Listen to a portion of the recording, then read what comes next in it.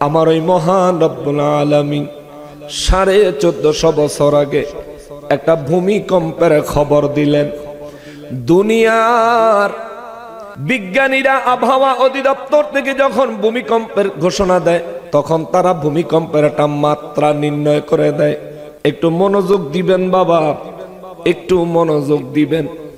দুনিয়ার বিজ্ঞানীরা যখন ভূমিকম্পের ঘোষণা দেয়, ভূমিকম্পের একটা মাত্রা নির্ধারণ করে দেয় যে এত মাত্রায় ভূমিকম্প হতে পারে, এত মাত্রায় ভূমিকম্প হতে পারে। আমার যুবক ভাইয়েরা রে, ও আমার শিক্ষিত সমাজ, আমার যুবক ভাইয়েরা, স্মার্ট যুবকেরা, তোমরা নিশ্চয়ই জানো ভূমিকম্পের একটা মাত্রা থাকে। কিন্তু আমার আল্লাহ 1450 বছর আগে একটা ভূমিকম্পের সংবাদ দিলেন। সূরাটার নাম রাখলেন ভূমিকম্প, যারে আরবিতে কয় জিলজাল। জিলজাল জিলজাল।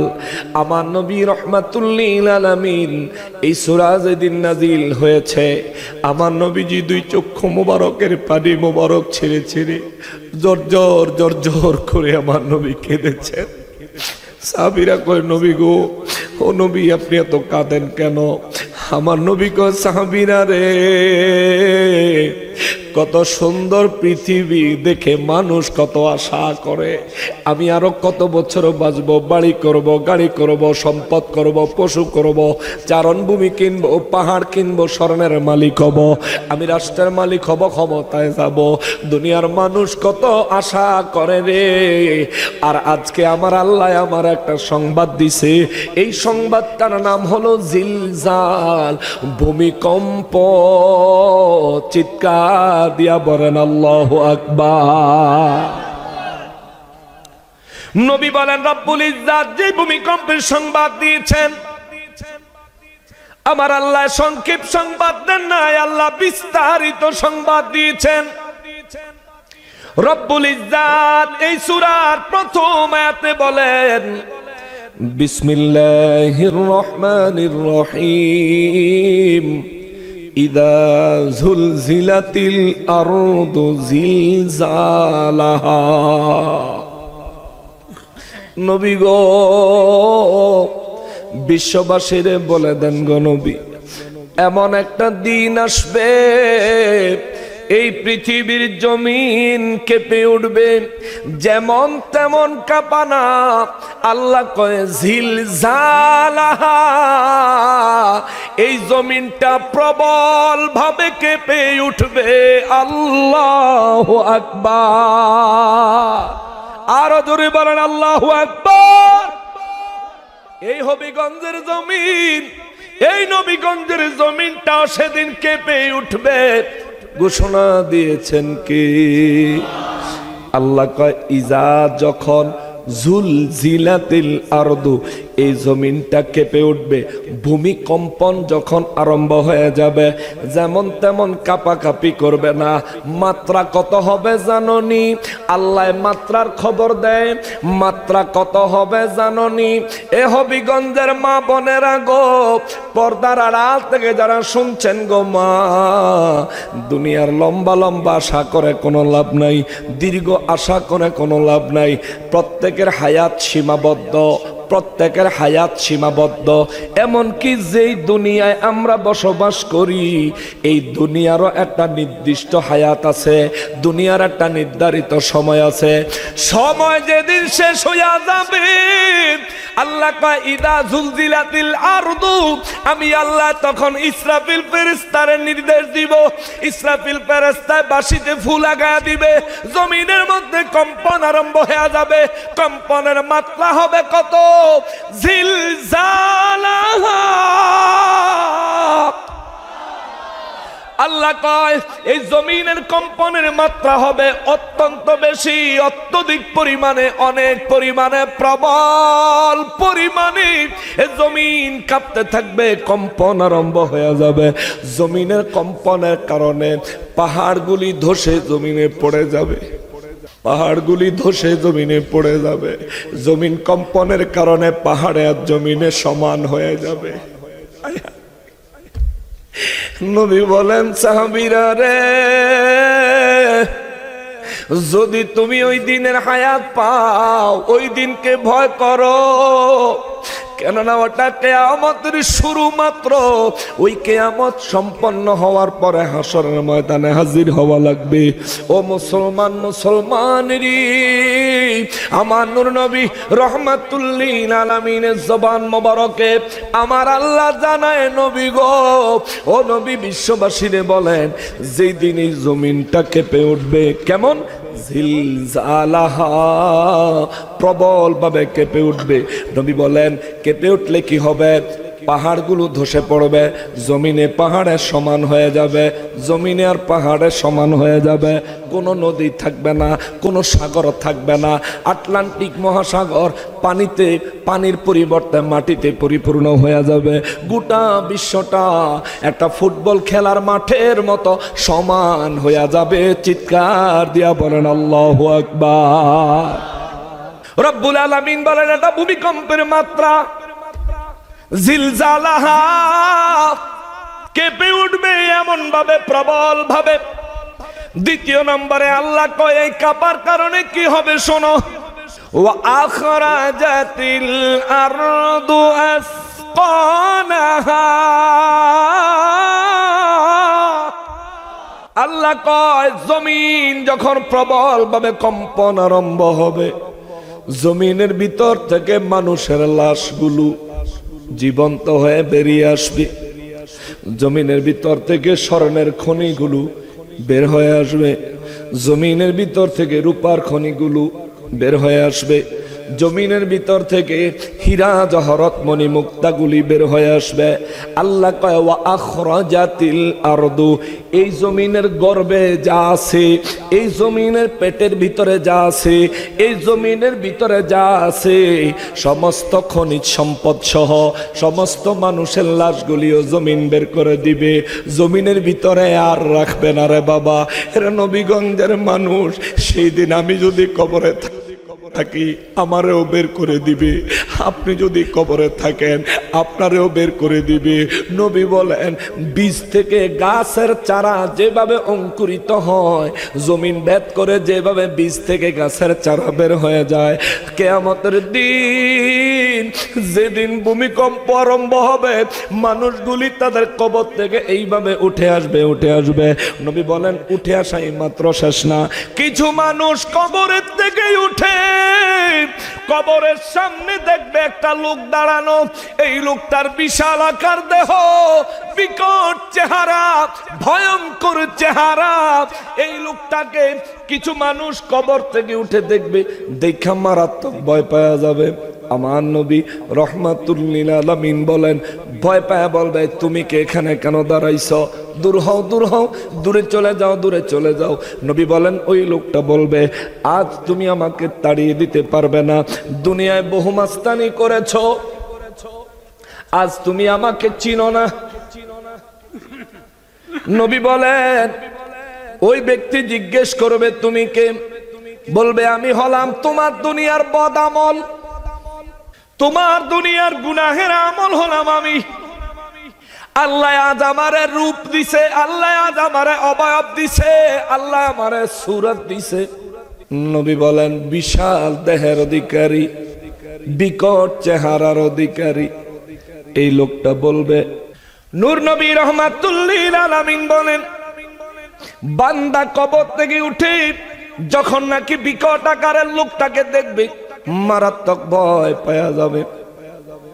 আমার নবী বলেন, ওই লোকটা বলবে, আপনি দূর হন। বলবে, আজকে দূর করা যাবে না, জীবনে বহু কিছু করেছো, আজ আমারে তাড়াইয়া দিতে পারবা না, আমি তোমার গুনাহের আমলনামা। ওই মানুষটা আশ্চর্য হয়ে বলবে, কিসের কি বলো না বলো? বলবে, হ্যাঁ, দুনিয়ায় তুমি যত গুনাহ করেছো, তোমারে আমার আল্লাহ 50 বছরের, 60 বছরের, 70 বছরের, 100 বছরের আমার আল্লাহ তোমারে যে হায়াত দিয়েছেন, এই হায়াত আল্লাহ দিয়েছিলেন নেক আমল করার জন্য। কিন্তু তুমি হায়াতে জিন্দেগি গুনার উপর কাটাইছো, হায়াতটাকে গুনার উপর সওয়ার করে, অর্থাৎ আমি বদামলের উপরে চাপাইয়া তোমার হায়াতটাকে পার করে কবর পর্যন্ত নিয়ে আসছো। আমি মাথায়, আমি ঘাড়ে বয়ে আমি পাপ, আমি অন্যায় আমার পিঠে বহন করে তোমারে কবর পর্যন্ত নিয়ে আইছি, আর আজকে তুমি আমারে থুইয়া চইলা যাইবা? হবে না, হবে না, হবে না। দুনিয়ায় তুমি আমার পিঠে সওয়ার হয়েছো, আজ আমি তোমার পাপ তোমার কাঁধে সওয়ার হব। তুমি আমার কাঁধে করে বয়ে নিয়ে হাসরের ময়দানে হাজির হইবা। চিৎকার দিয়া বলেন আল্লাহু আকবার।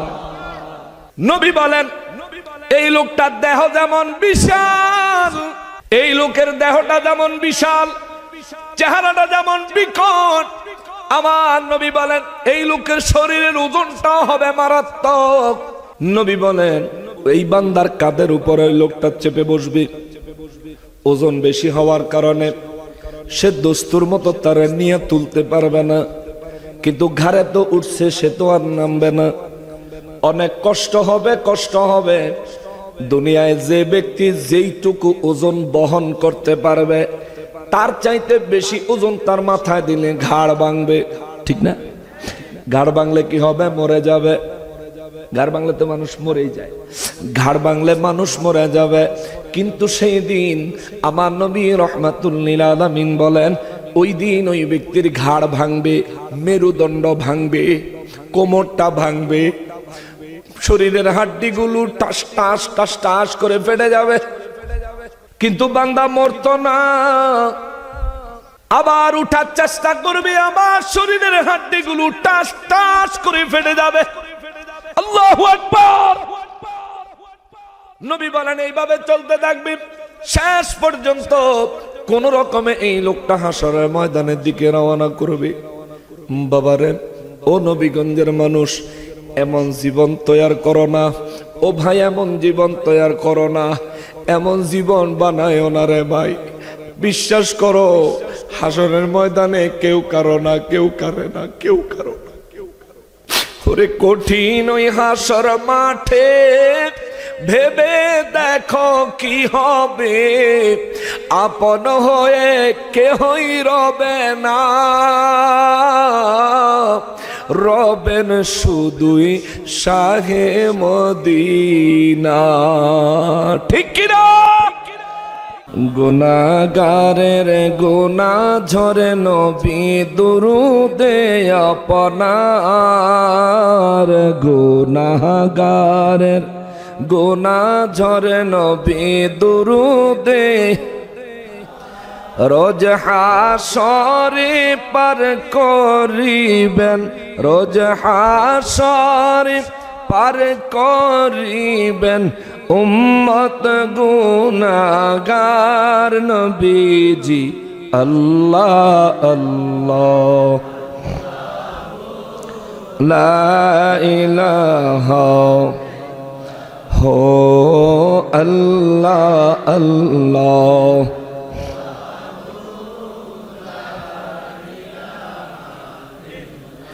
মৌতের তুফান আসবে যখন নবী গো আমার, মৌতের তুফান আসবে যখন নবী গো,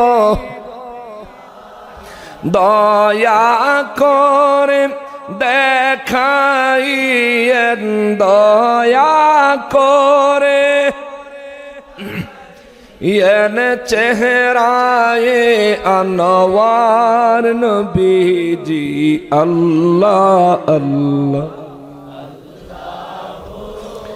লা ইলাহা হো আল্লাহ আল্লাহ।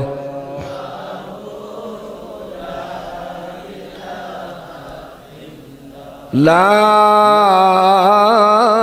ইলাহা ইল্লাল্লাহু মুহাম্মাদুর রাসূলুল্লাহ সাল্লাল্লাহু আলাইহি ওয়াসাল্লাম। সকলে উচ্চ আওয়াজে আল্লাহ পাকের শুকরিয়া আদায় করার নিয়তে জবান খুলে পড়ি আলহামদুলিল্লাহ।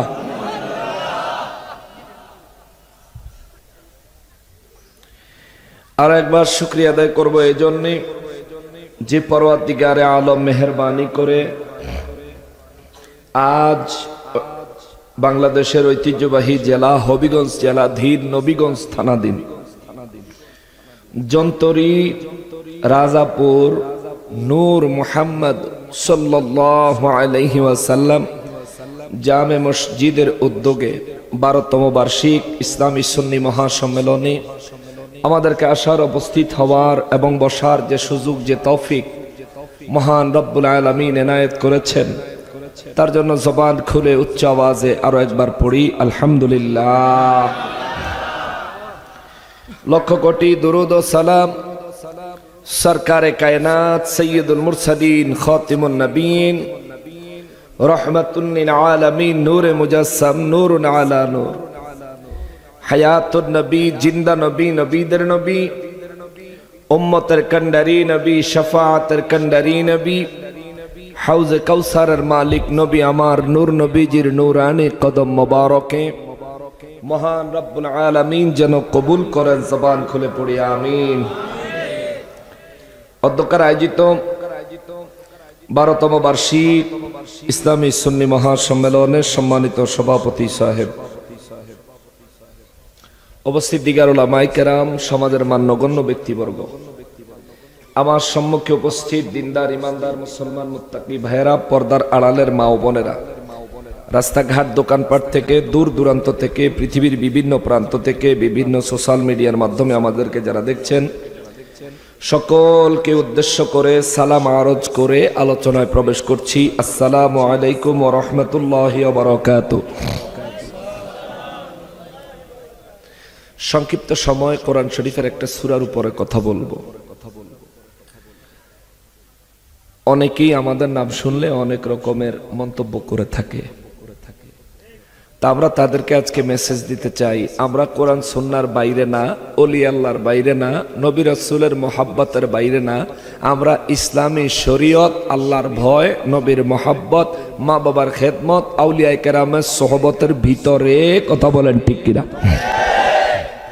এবং আমাদের এই অবস্থানটা কোরআন সুন্নাহর বাইরে নয়, আমাদের এই অবস্থানটা কোরআন সুন্নাহ ভিত্তিক, কোরআন সুন্নাহর ভিতরে। দলিল কোরআন শরীফ সূরা মুমতাহিনার 1 নম্বর আয়াত, আল্লাহ বলেন, ইয়া আইয়ুহাল্লাযীনা আমানু, হে ঈমানদারের দলেরা, লিয়ুবাইয়িনা লাকুম, সূরা নিসার 26 নম্বর আয়াত, আল্লাহ বলেন, ইউরিদুল্লাহু, আমি আল্লাহ চাই, লিয়ুবাইয়িনাকুম, তোমাদের জন্য আমি আল্লাহর বিধানগুলো বিস্তারিতভাবে বর্ণনা করতে, এবং আমি চাই ওয়ায়াহদিয়াকুম সুনানাল্লাযীনা মিন ক্বাবলিকুম, তোমাদের পূর্বপুরুষ যারা নেক, তোমাদের পূর্বপুরুষ যারা আমি আল্লাহর প্রিয়, তাদের আদর্শের উপরে তোমাদেরকে হেদায়েত দিতে আমি আল্লাহ চাই। জোরে বলেন সুবহানাল্লাহ। বাংলাদেশে ইসলামের পূর্বপুরুষ হলেন শাহজালাল বাবাই, ঠিক কিনা বলেন? 700 থেকে 750 বছর আগে দেশে ইসলাম নিয়ে আসছেন। 360 আল্লাহর ওয়ালি। আল্লাহ কোরআন শরীফে সূরা নিসার 26 নম্বর আয়াতে বলেন, আল্লাহ চায় আমাদেরকে আমাদের পূর্বপুরুষ মানে শাহজালাল বাবা সহকারে যত আল্লাহর ওলি আছেন, যত আইম্মায়ে কেরাম আছেন, যত মুস্তাহিদিন আছেন, যত তাবেঈ আছেন, যত তাবেঈ আছেন, যত সাহাবী রাসূল আছেন, যত আহলে বাইত রাসূল আছেন, সবার যেই পথে মতে চলে তারা আল্লাহর ওলি হয়েছেন, প্রিয় হয়েছেন, আল্লাহ আমাদেরকে ওই আদর্শের উপরে হেদায়েত দিতে চায়। জোরে বলেন সুবহানাল্লাহ।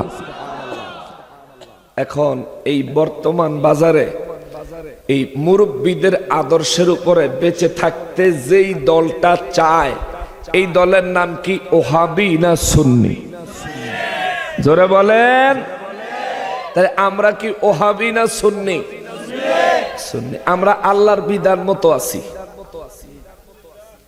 এবার তোমার মন চাইলে তুমি আমারে বন্ড কইতে পারো, তোমার মন চাইলে তুমি আমার এক কাফের বলতে পারো, তোমার মন চাইলে তুমি আমার মা বাপ তুলে গালি দিতে পারো, তবে মনে রাখো এটা তোমারটা তোমার মুখ পর্যন্তই সীমাবদ্ধ। আল্লাহ তারে হেদায়েত দান করুক, জোরে করে আমিন। অনেকে ফেসবুকে বহুত নেতাগিরি দেখায়, সামনে আইয়ে না, ঠিক কিনা বলেন? যাক, আমরা দোয়া করি আল্লাহ তাআলা হেদায়েত দেখ, জোরে করে আমিন। আমি কোরআনুল কারীম থেকে সূরা জিলজাল তেলাওয়াত করেছি। তাফসীর শোনাবো বাবা, কথাগুলো যদিও আমি বলবো, কিন্তু কথাগুলো কার? এগুলো আমাদের সবার জন্য একটু মনোযোগ দিয়ে শুনবেন। সূরা জিলজাল কোরআন শরীফের 99 মানে 99 নাম্বার সূরা। এই সূরার আয়াত হলো 8টা। সূরা জিলজাল, এই জিলজাল শব্দের অর্থ হচ্ছে ভূমিকম্প। জোরে বলেন সুবহানাল্লাহ। আমাদের দেশে ভূমিকম্প হয় কি হয় না? মাঝে মধ্যে হয় না? ভূমিকম্প হওয়ার আগে আবহাওয়া অধিদপ্তর আমাদেরকে আগাম সংবাদ দেয়, টেলিভিশনের মাধ্যমে, সোশ্যাল মিডিয়ার মাধ্যমে আগাম সংবাদ দেয়। তো তাদের সংবাদ মোতাবেক মাঝে মধ্যে ভূমিকম্প হয়, আবার মাঝে মধ্যে হয় না। যে সময় হয় সে সময় তো হয়, আর না হইলে পরবর্তী ঘোষণায় আবার তারা বলে যে এই বাংলাদেশের কিনার দিয়ে সুইয়া শ্রীলঙ্কা গেছে, ঠিক না? অর্থাৎ যেদিকে যায় সেদিকের কথাই কয়। আমি কথাটা তোলার একটা কারণ আছে রে বাবা। দুনিয়ার বিজ্ঞানীরা যন্ত্রের সাহায্যে ভূমিকম্প হবে আগাম সংবাদ গ্রহণ করতে পারে, কিন্তু তাদের সংবাদগুলো সব সময় সত্যি হয় না। কিছু সময় তাদের সংবাদ মোতাবেক ভূমিকম্প আসে, কিন্তু যেদিকে আসার কথা সেদিকে আসে না। কারণ তারা নির্দিষ্টভাবে, একেবারে 100% নির্দিষ্টভাবে সংবাদ দেয় না। তারা বলে আনুমানিক অমুক অমুক জায়গায় হামলা করতে পারে, অমুক অমুক জায়গায় বেশি পরিমাণে ভূমিকম্প হতে পারে। মুসলমানেরই রব্বুল আলামিন 1450 বছর আগে আমার আল্লাহ একটা ভূমিকম্পের খবর দিলেন। দুনিয়ার বিজ্ঞানীর খবর মাঝে মধ্যে মিস হয়ে যায়, দুনিয়ার বিজ্ঞানীর খবর বাস্তবতার সঙ্গে মাঝে মধ্যে মিলে না। কিন্তু মহান রব্বুল আলামিন আল্লাহ যেই ভূমিকম্পের কথা বলেছেন, আল্লাহর কথার এক চুল এদিক সেদিক হবে। জোরে বলেন হবে। লা তাবদীলা লিকালিমাতিল্লাহ। কুরআনুল কারীমে আমার আল্লাহ বর্ণনা করেছেন 1450 বছর আগে, নবী গো বিশ্ববাসীরে বলে দেন গো নবী, লা তাবদীলা লিকালিমাতিল্লাহ। আমি আল্লাহর কথার কোনো পরিবর্তন নাই। আমি আল্লাহ এমন কোন কথা বলি না যে কথার পরিবর্তন করা লাগবে। আমার ওই মহান রব্বুল আলামিন 1450 বছর আগে একটা ভূমিকম্পের খবর দিলেন। দুনিয়ার বিজ্ঞানীরা আবহাওয়া অধিদপ্তর থেকে যখন ভূমিকম্পের ঘোষণা দেয়, তখন তারা ভূমিকম্পের একটা মাত্রা নির্ণয় করে দেয়। একটু মনোযোগ দিবেন বাবা, একটু মনোযোগ দিবেন। দুনিয়ার বিজ্ঞানীরা যখন ভূমিকম্পের ঘোষণা দেয়, ভূমিকম্পের একটা মাত্রা নির্ধারণ করে দেয় যে এত মাত্রায় ভূমিকম্প হতে পারে, এত মাত্রায় ভূমিকম্প হতে পারে। আমার যুবক ভাইয়েরা রে, ও আমার শিক্ষিত সমাজ, আমার যুবক ভাইয়েরা, স্মার্ট যুবকেরা, তোমরা নিশ্চয়ই জানো ভূমিকম্পের একটা মাত্রা থাকে। কিন্তু আমার আল্লাহ 1450 বছর আগে একটা ভূমিকম্পের সংবাদ দিলেন।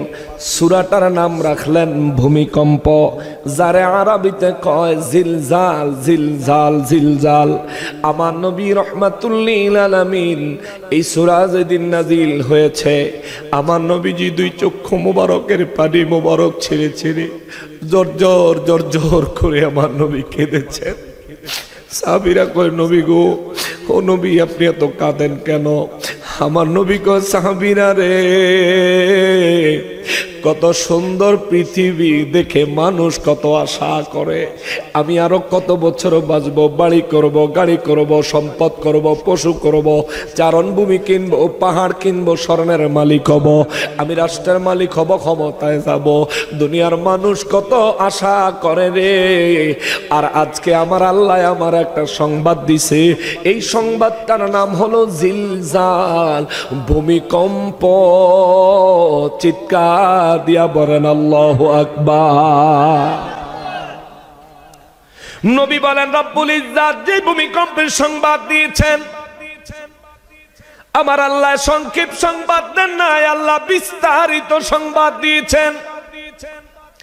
রব্বুল ইজ্জাত এই সূরার প্রথম আয়াতে বলেন বিসমিল্লাহির রহমানির রহিম ইদা যুলজিলাতিল আরদু জিলজালাহা।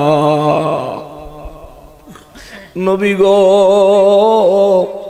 বিশ্ববাসীরে বলে দেন গো নবী, এমন একটা দিন আসবে এই পৃথিবীর জমিন কেঁপে উঠবে, যেমন তেমন কাঁপানা। আল্লাহ কয় জিলজালাহা, এই জমিনটা প্রবল ভাবে কেঁপে উঠবে। আল্লাহু আকবার। আরো জোরে বলেন আল্লাহু আকবার। এই হবিগঞ্জের জমিন, এই নবীগঞ্জের জমিনটা সেদিন কেঁপে উঠবে। ঘোষণা দিয়েছেন কি? আল্লাহ কয় ইজা, যখন জুলজিলাতিল আরদু, এই জমিনটা কেঁপে উঠবে, ভূমিকম্পন যখন আরম্ভ হয়ে যাবে, যেমন তেমন কাঁপাকাঁপি করবে না। মাত্রা কত হবে জাননি? আল্লাহ মাত্রার খবর দেয়। মাত্রা কত হবে জাননি? এ হবিগঞ্জের মা বোনেরা গো, পর্দার আড়াল থেকে যারা শুনছেন গো মা, দুনিয়ার লম্বা লম্বা আশা করে কোনো লাভ নাই, দীর্ঘ আশা করে কোনো লাভ নাই। প্রত্যেকের হায়াত সীমাবদ্ধ, প্রত্যেকের হায়াত সীমাবদ্ধ। এমনকি যেই দুনিয়ায় আমরা বসবাস করি, এই দুনিয়ারও একটা নির্দিষ্ট হায়াত আছে, দুনিয়ার একটা নির্ধারিত সময় আছে। সময় যেদিন শেষ হইয়া যাবে, আল্লাহ কয় ইদা জুলজিলাতিল আরদু, আমি আল্লাহ তখন ইসরাফিল ফেরেশতারে নির্দেশ দিব। ইসরাফিল ফেরেশতা বাঁশিতে ফু লাগায়া দিবে, জমিনের মধ্যে কম্পন আরম্ভ হয়ে যাবে। কম্পনের মাত্রা হবে কত? জিলজালাহা।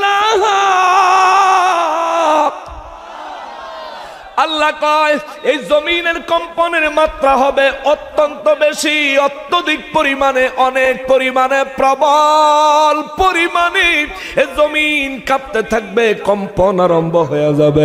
জমিনের কম্পনের কারণে পাহাড়গুলি ধসে জমিনে পড়ে যাবে, পাহাড়গুলি ধসে জমিনে পড়ে যাবে। জমিন কম্পনের কারণে পাহাড়ে আর জমিনে সমান হয়ে যাবে। নবী বলেন সাহাবীরা রে, যদি তুমি ওই দিনের হায়াত পাও, ওই দিনকে ভয় করো, কেননা ওটা কিয়ামতের শুরু মাত্র। ওই কিয়ামত সম্পন্ন হওয়ার পরে হাসরের ময়দানে হাজির হওয়া লাগবে। ও মুসলমান, মুসলমানেরই আমার নূর নবী রাহমাতুল লিল আলামিনের জবান মোবারকে আমার আল্লাহ জানায়, নবী গো, ও নবী বিশ্ববাসীরে বলেন, যেই দিন এই জমিনটা কেঁপে উঠবে, কেমন? জিলজালাহা, প্রবল ভাবে কেঁপে উঠবে। নবী বলেন কেঁপে উঠলে কি হবে? পাহাড়গুলো ধসে পড়বে, জমিনে পাহাড়ের সমান হয়ে যাবে, জমিনে আর পাহাড়ের সমান হয়ে যাবে। কোনো নদী থাকবে না, কোনো সাগর থাকবে না। আটলান্টিক মহাসাগর পানির পরিবর্তে মাটিতে পরিপূর্ণ হয়ে যাবে। গোটা বিশ্বটা একটা ফুটবল খেলার মাঠের মতো সমান হয়ে যাবে। চিৎকার দিয়া বলেন আল্লাহু আকবার। রব্বুল আলামিন বলেন এটা ভূমিকম্পের মাত্রা, জিলজালাহা, কেঁপে উঠবে এমন ভাবে, প্রবল ভাবে। দ্বিতীয় নম্বরে আল্লাহ কয় এই কাঁপার কারণে কি হবে শোনো। ওয়া আখরাজাতিল আরদু আসকানাহা, আল্লাহ কয় জমিন যখন প্রবল ভাবে কম্পন আরম্ভ হবে, জমিনের ভিতর থেকে মানুষের লাশগুলো জীবন্ত হয়ে বেরিয়ে আসবে। জমিনের ভিতর থেকে স্বর্ণের খনিগুলো বের হয়ে আসবে, জমিনের ভিতর থেকে রূপার খনিগুলো বের হয়ে আসবে, জমিনের ভিতর থেকে হীরা জহরত মণি মুক্তাগুলি বের হয়ে আসবে। আল্লাহ কয় ওয়া আখরাজাতিল আরদু, এই জমিনের গর্ভে যা আছে, এই জমিনের পেটের ভিতরে যা আছে, এই জমিনের ভিতরে যা আছে, সমস্ত খনিজ সম্পদ সহ সমস্ত মানুষের লাশগুলিও জমিন বের করে দিবে। জমিনের ভিতরে আর রাখবে না রে বাবা। এরা নবীগঞ্জের মানুষ, সেই দিন আমি যদি কবরে থাকি আমারেও বের করে দিবে, আপনি যদি কবরে থাকেন আপনারেও বের করে দিবে। নবী বলেন বীজ থেকে গাছের চারা যেভাবে অঙ্কুরিত হয়, জমিন ভেদ করে যেভাবে বীজ থেকে গাছের চারা বের হয়ে যায়, কিয়ামতের দিন যেদিন ভূমিকম্প আরম্ভ হবে, মানুষগুলি তাদের কবর থেকে এইভাবে উঠে আসবে, উঠে আসবে।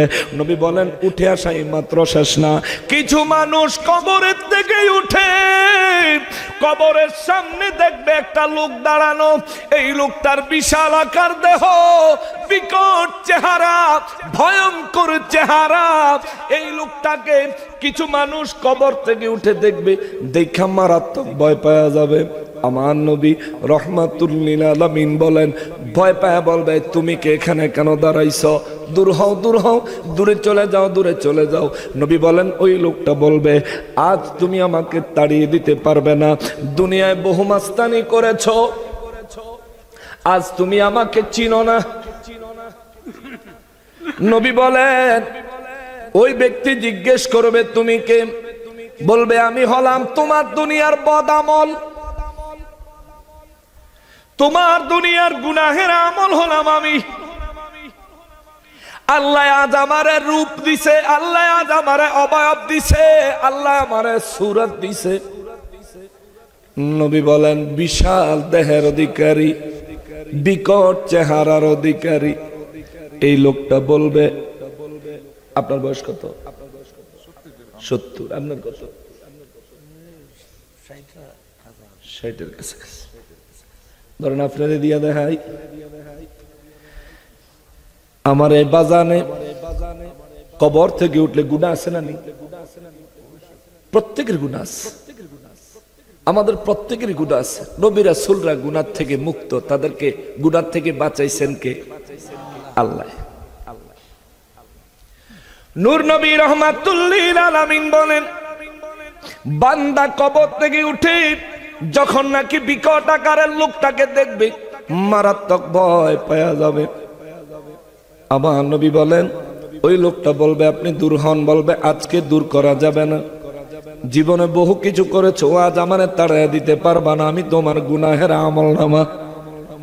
ওই মানুষটা আশ্চর্য হয়ে বলবে কিসের কি বলো না বলো, বলবে হ্যাঁ দুনিয়ায় তুমি যত গুনাহ করেছো তোমারে আমার আল্লাহ 50 বছরের, 60 বছরের, 70 বছরের, 100 বছরের আমার আল্লাহ তোমারে যে হায়াত দিয়েছেন, এই হায়াত আল্লাহ দিয়েছিলেন নেক আমল করার জন্য, কিন্তু তুমি হায়াতে জিন্দেগি গুনার উপর কাটাইছো। হায়াতটাকে গুনার উপর সওয়ার করে, অর্থাৎ আমি বদামলের উপরে চাপাইয়া তোমার হায়াতটাকে পার করে কবর পর্যন্ত নিয়ে আসছো। আমি মাথায়, আমি ঘাড়ে বয়ে আমি পাপ, আমি অন্যায় আমার পিঠে বহন করে তোমারে কবর পর্যন্ত নিয়ে আইছি, আর আজকে তুমি আমারে থুইয়া চইলা যাইবা? হবে না, হবে না, হবে না। দুনিয়ায় তুমি আমার পিঠে সওয়ার হয়েছ, আজ আমি তোমার পাপ তোমার কাঁধে সওয়ার হব। তুমি আমার এক কাঁধে করে বয়ে নিয়ে হাসরের ময়দানে হাজির হইবা। চিৎকার দিয়া বলেন আল্লাহু আকবার। নবী বলেন, এই লোকটার দেহ যেমন বিশাল, এই লোকের দেহটা যেমন বিশাল, চেহারাটা যেমন বিকট, আমার নবী বলেন এই লোকের শরীরের ওজনটাও হবে মারাত্মক। নবী বলেন এই বান্দার কোলে ওই লোক, এই বান্দার কাঁধের উপরে ওই লোকটা চেপে বসবে। ওজন বেশি হওয়ার কারণে সে দস্তুর মতো তারা নিয়ে তুলতে পারবে না, কিন্তু ঘাড়ে তো উঠছে, সে তো আর নামবে না। অনেক কষ্ট হবে, কষ্ট হবে। দুনিয়ায় যে ব্যক্তি যেইটুকু ওজন বহন করতে পারবে তার চাইতে বেশি ওজন তার মাথায় দিলে ঘাড় ভাঙবে, ঠিক না? ঘাড় ভাঙলে কি হবে? মরে যাবে। ঘাড় ভাঙলে তো মানুষ মরেই যায়, ঘাড় ভাঙলে মানুষ মরে যাবে। কিন্তু সেই দিন আমার নবী রাহমাতুল লিল আলামিন বলেন ওই দিন ওই ব্যক্তির ঘাড় ভাঙবে, মেরুদণ্ড ভাঙবে, কোমরটা ভাঙবে, শরীরের হাড্ডিগুলো টাস টাস টাস টাস করে ফেটে যাবে। কিন্তু বান্দা মরতো না, আবার উঠার চেষ্টা করবে, আবার শরীরের হাড্ডিগুলো টাস টাস করে ফেটে যাবে। আল্লাহু আকবার। নবী বলেন এইভাবে চলতে থাকবে শেষ পর্যন্ত কোন রকমে এই লোকটা হাসরের ময়দানের দিকে রওনা করবে। বাবারে, ও নবীগঞ্জের মানুষ, এমন জীবন তৈয়ার করো না। ও ভাই, এমন জীবন তৈয়ার করো না, এমন জীবন বানায় না রে ভাই। বিশ্বাস করো, হাসরের ময়দানে কেউ কারো না, কেউ কারে না, কেউ কারো না। ওরে কঠিন ওই হাসর মাঠে ভেবে দেখো কি হবে, আপন হয়ে কেহই রবে না, রবেন শুধুই শাহে মদিনা। ঠিক কিনা? এই জন্য বাবাজির, আরে গুনাহ করিও না, গুনাহ করিও না, পাপ করিও না। গুনাহ থেকে বের হয়ে আসো। জীবনে যত গুনাহ করেছো আল্লাহর কাছে তওবা করো, তওবা করো, তওবা করো, তওবা করো, তওবা করো, নইলে উপায় নাই, উপায় নাই। নবী বলেন জমিন আল্লাহর নির্দেশে জমিন যখন কম্পন করা আরম্ভ করবে, জমিন ওয়া আখরাজাতিল আরদু, জমিনের গর্ভে যা আছে, আসকালাহা, জমিন সব বের করে দিবে। জমিনের উপরে বিভিন্ন জায়গায় স্বর্ণ, কোন জায়গায় রূপা, কোন জায়গায় হীরা, কোন জায়গায় জহরত, কোন জায়গায় ইয়াকুত পাথর, কোন জায়গায় লমলম পাথর, কোন জায়গার মধ্যে পান্না পাথর, কোন জায়গার মধ্যে চুনি পাথর, কোন জায়গার মধ্যে নীলা পাথর, লক্ষ টাকা দামের নীলা পাথর দেখবা পড়ে আছে। নবী বলেন আমার উম্মতগুলি কবর থেকে উঠে হাসরের ময়দানে যাওয়ার সময় দুনিয়ায় যে চোর আছে না, চোর, চোর চিনেন না? বাংলাদেশে চোরের কন্যা ছেড়ে দেয়। কোরআনের বিধান হলো চোর ধরলে হাত কেটে দাও, ঠিক না? চোর ধরলে প্রমাণিত হইলে হাত কাটা দাও। এটা কার বিধান? ধরে কোন কার বিধান? এই আইন যদি বাংলাদেশে জারি থাকতো সব চোর ভদ্র হয়ে গেল বলে, ঠিক কিনা বলে? যে একবার ধরা খাইলে কাম সারা। নবী রাহমাতুল লিল আলামিন বলেন চোর মরেনি। কথা বলেন, চোর মরেনি। আপনাদের কি মন খারাপ না কোরআন শুনতে খারাপ লাগতেছে? আমি দেশের অন্যান্য জায়গার তুলনায় হবিগঞ্জ জেলার মধ্যে কোরআন শরীফের তাফসীর করে আমি বেশি মজা পাই। কেন?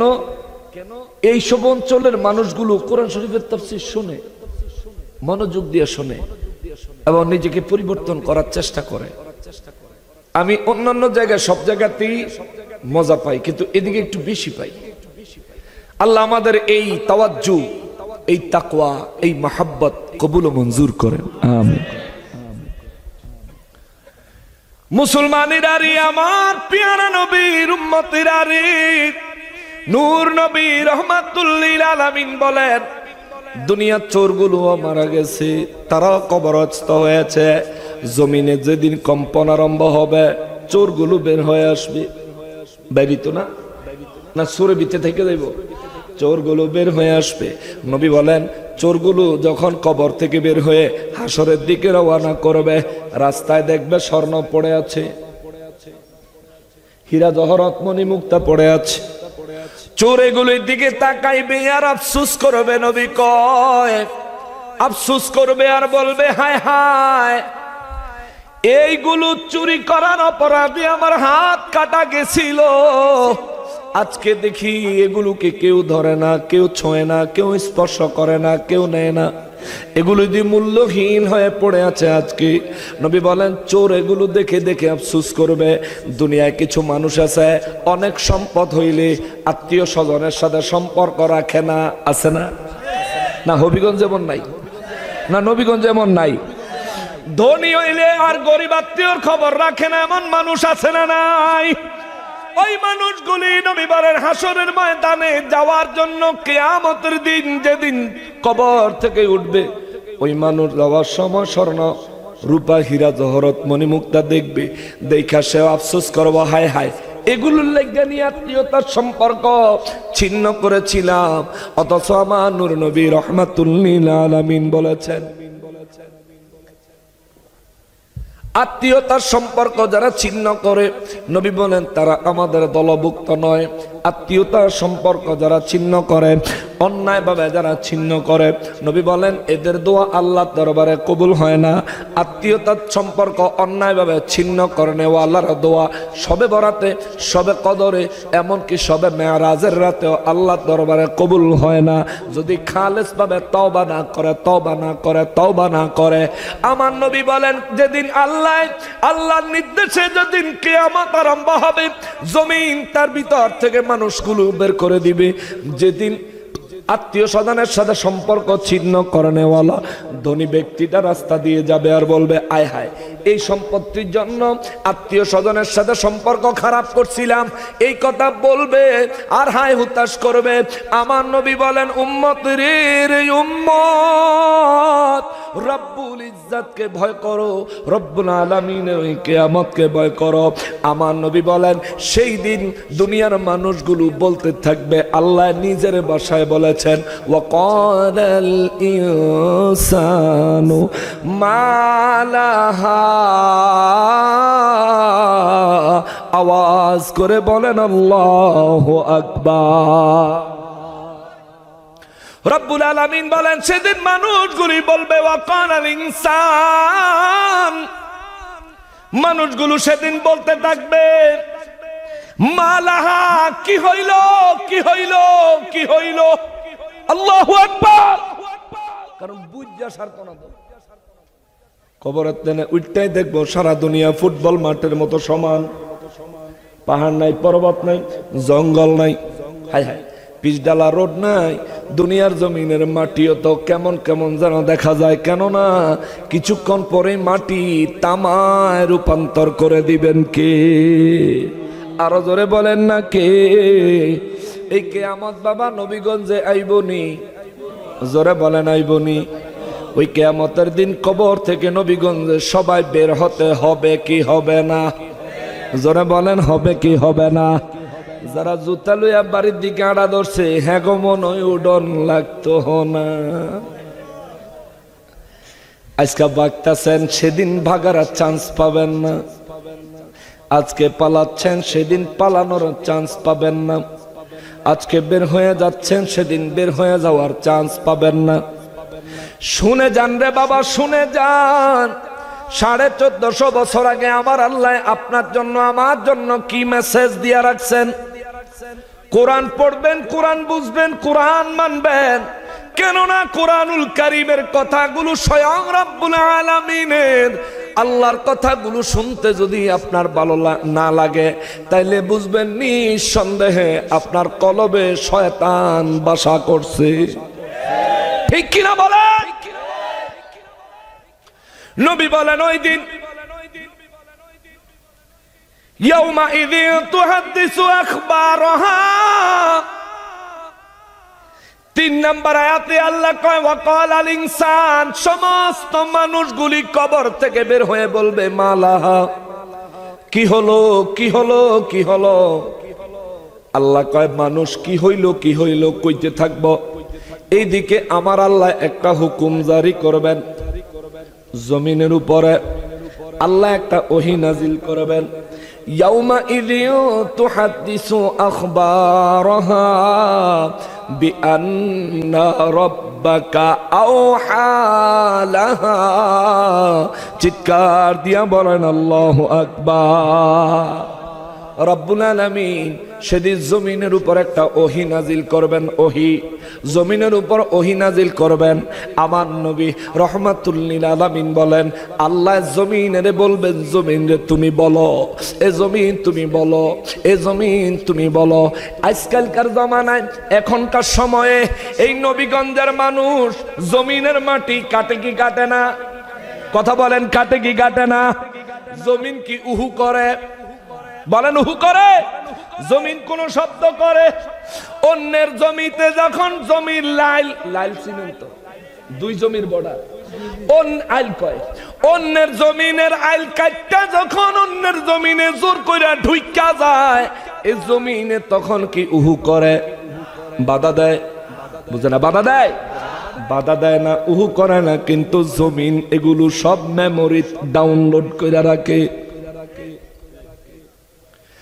বিশ্বাস করেন বাবারে, যুবতী মেয়ে মোটর সাইকেলের পিছনে লইয়া আপনি পুরা নবীগঞ্জ ঘুরলেন, জমিন আপনারে কিছু কইল না, কিন্তু জমিন তার মেমোরিতে ডাউনলোড করে রাখছে।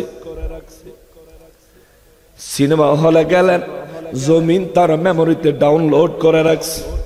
মা বাবা আত্মীয় স্বজনরে না জানাইয়া অন্যায় ভাবে পাপ করার জন্য পৃথিবীর যেই কোনো প্রান্তে গেছেন, জমিন এগুলো সব ডাউনলোড করে রাখছে। আল্লাহ কয় হুজুর বিশ্ববাসীরে জানায় দেন, এ নবীগঞ্জবাসী আমি আপনাদেরকে আল্লাহর পক্ষ থেকে জানায় দিই, আল্লাহর রাসূলের পক্ষ থেকে জানায় দিই। আল্লাহ কয় বিআন্না রাব্বাকা আওহা লাহা, আপনার প্রভু ও নবী আপনার রব আমি আল্লাহ জমিনের উপর একটা ওহী নাজিল করব। ওহী নাজিল করব কি? আমি কমো ইয়াউমাইযিন তুহাদ্দিসু আখবারাহা। আল্লাহ কয় আমি জমিনের ওহী নাজিল করব। জমিন বলো বলো, কিয়ামত পর্যন্ত তোমারে বলতে দেই নাই, চুপ করেছিলাম, আজ আমি আল্লাহ নির্দেশ দিলাম তুমি বলো।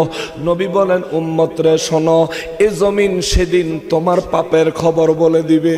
আয় হায় হায়, এ জমিন সেদিন বলবে আল্লাহ, একজন একজন করে নাম ধরে বলবে। যেমন আমি গুনাহগার, আমি হাসানুর রহমান, কিয়ামতের ময়দানে যখন দাঁড়াবো আমার নাম ধরে জমিন বলবে আল্লাহ। ওই পাপগুলোর খবর জমিন বলে দিবি, যেই পাপগুলোর জন্য আল্লাহর কাছে তওবা করে নাই, যেই পাপগুলো আল্লাহর কাছে ক্ষমা চাই নাই, যেই পাপগুলো মাফ না করায়া কবরে চলে গেছি।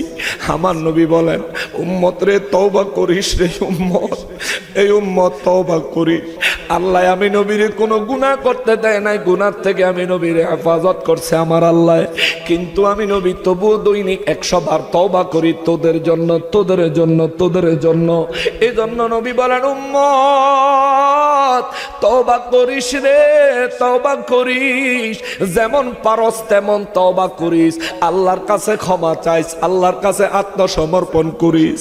ও বান্দা, ও বান্দা, আল্লাহর কাছে আত্মসমর্পণ করিস, কারণ আল্লাহ তো করে বানায়া ফেরেশতাদের সঙ্গে আমার আল্লাহ চ্যালেঞ্জ করেছেন, আমার বান্দা আমার অনুগত থাকবে। শয়তান আল্লাহর সাথে চ্যালেঞ্জ করেছে, আপনার বান্দা তাকে আপনার নাফরমান বানায়া জাহান্নামে নিক্ষেপ করাবো। আল্লাহ শয়তানের চ্যালেঞ্জের জবাব দিয়েছে, আমার জালালিয়তের কসম, আমার ওয়াহদানিয়তের কসম, আমার বান্দারে দিয়া তুই যত পাপ করাবি, আমার বান্দায় যদি জীবনে একদিন একবার, আমার বান্দায় যদি জীবনে একদিন একবার অন্তর থেকে আমি রব্বুল ইজ্জাতের দরবারে ক্ষমা চাইতে দেরি হবে সারা জীবনের গুনাহ আমি আল্লাহ মাফ করতে দেরি করব না। আল্লাহু আকবার। এই জন্য তিনি রহমানুর রহিম। দুনিয়ায় এত পাপ করার পরেও দিনে 5 ওয়াক্ত নামাজে মুয়াজ্জিনের জবানে দিনে 10 বার আমাদেরকে মসজিদে আল্লাহ মুয়াজ্জিনরে দিয়া ডাকে, হাইয়া আলাস সালাহ, বান্দারে নামাজে আয় রে বান্দা নামাজে আয়। কেন না আসসালাতু মিরাজুল মুমিনিন, নামাজ হলো মুমিনের জন্য মেরাজ। হে মুমিন আয় আয় আয়, আমি আল্লাহর সাথে একটু দেখা করে যা, আমি আল্লাহর কুদরতের কদমে তোর মাথাটা ঠেকাইয়া যা, আমি আল্লাহর কুদরতের কদমে তোর কপালটা লাগাইয়া যা রে বান্দা। এরে বান্দা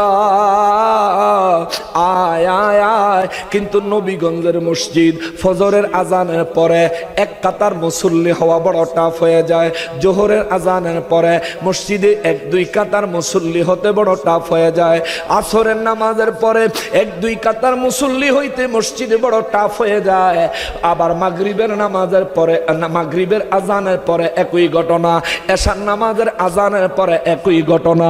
কিন্তু মুসলমান বুঝোস না কেন? ও নবীগঞ্জের মানুষ, এর দুনিয়ার মানুষ কেন বুঝোস না?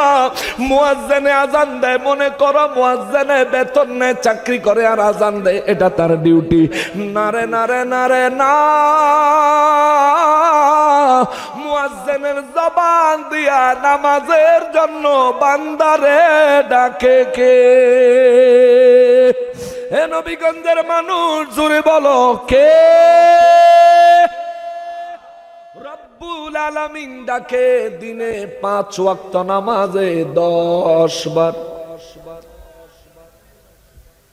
আমরা নামাজে যাই না,